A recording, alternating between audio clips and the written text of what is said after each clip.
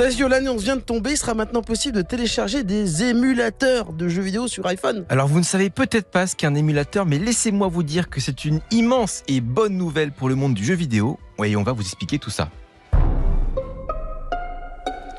Alors explication, un émulateur, c'est quelque chose qui émule. Pardon, c'est un logiciel qui permet de copier le fonctionnement d'une autre machine. Comme par exemple, copier le fonctionnement d'une console de jeux vidéo. Ouais, imaginons que vous aviez envie de jouer avec un jeu de Game Boy, mais mince, vous n'avez ni 150 € à débourser dans une Game Boy d'occasion, ni 200 € dans un jeu de Pokémon à l'ancienne.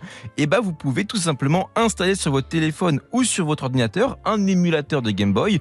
Vous trouvez du coup le fichier du jeu qui vous intéresse quelque part, voilà, je ne dis pas où. Vous le placez dans l'émulateur et paf, vous pouvez y jouer. Il vous reste plus qu'à configurer les commandes. Parfois, il y a même des petites notions pour modifier un peu le jeu, son aspect, la rapidité, etc. Bref, c'est super cool. Et c'est comme ça que je me suis, moi, par exemple, refait Pokémon Emerald sur mon ancien tel il y a quelques années. Alors, le truc, c'est que depuis toujours, c'était Android. Ça, l'écosystème Google, qui avait le monopole de l'émulation des jeux comme ça sur téléphone, puisque Apple n'autorisait simplement pas l'existence des émulateurs sur l'App Store. Ouais, en fait, le seul moyen d'avoir un émulateur sur ton téléphone, si t'étais sur Apple, c'était de le jailbreak, en gros, de jailbreak ton téléphone. C'était fait passer par des failles du système pour modifier ton tel. Bref, c'est pas super légal comme manipulation. Le crack. Exactement. Et l'émulation, non plus d'ailleurs, c'est une pratique qui flirte pas mal avec la loi. En gros, dites-vous que créer un logiciel d'émulation et l'utiliser, c'est légal. Par contre, vous n'avez pas le droit d'émuler des jeux que si vous les possédez vous-même déjà à vous avant. Et si possible, il faudrait que ce soit une copie aussi du jeu que vous possédez, que vous aurez transféré sur votre ordinateur. Bref, c'est un peu un bordel. Oui, autant vous dire que dans les faits, c'est très très rare, parce que personne ne va s'emmerder à cloner un jeu qu'il a. Et alors du coup, les éditeurs de jeux vidéo, ils aiment pas trop beaucoup ça. Puisque ça ressemble quand même beaucoup à du piratage ou du téléchargement illégal. Ouais, il y a une bataille régulière entre les éditeurs de jeux et les éditeurs d'émulateurs. Par exemple, très récemment, il y a Nintendo qui a fait disparaître un émulateur qui s'appelle Yuzu, qui permettait en fait de jouer à des jeux de Nintendo Switch directement sur PC.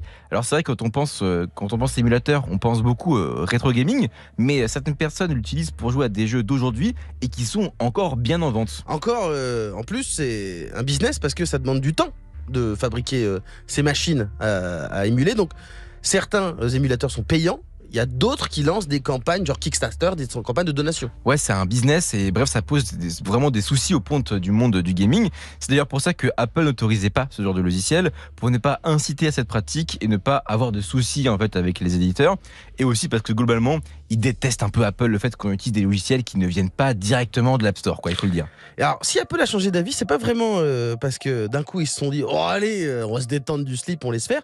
C'est en fait la loi européenne qui les y oblige. Ouais, absolument. Le Digital Market Act qui a été voté récemment impose à Apple de respecter du coup une concurrence loyale sur sa plateforme, donc l'App Store, et donc d'être beaucoup plus souple avec les logiciels que l'on peut y télécharger. Ça fait suite du coup à la bataille juridique qu'il y a eu entre Epic Games et Apple, l'éditeur de Fortnite, du coup, pour pouvoir permettre en fait l'installation de son propre store depuis l'App Store. Donc maintenant, vous allez pouvoir télécharger en fait le Epic Games Store directement sur l'App Store et du coup télécharger le Fortnite sur iOS. Donc vous pourrez jouer à ce jeu qui avait du coup disparu depuis des iPhones. Mais avec ça, il y a aussi l'autorisation pour les logiciels d'émulation de rentrer dans les catalogues qui a été faite. Alors attention, Apple se dédouane de toute responsabilité sur l'usage que vous en faites. Donc si vous faites choper par je ne sais quel moyen pour avoir téléchargé des jeux illégalement, c'est pas leur souci en gros. Oui, eux, c'est une plateforme, ils te permettent juste d'avoir accès à l'outil. C'est ça, exactement. Bon, dit comme ça, on pourrait se dire que cloner des jeux vidéo comme ça, c'est pas bien, c'est le mal, alors que heureusement que la pratique existe. Ouais, parce que l'émulation, ça participe quand même énormément à conserver ce qu'on appelle la mémoire du jeu vidéo.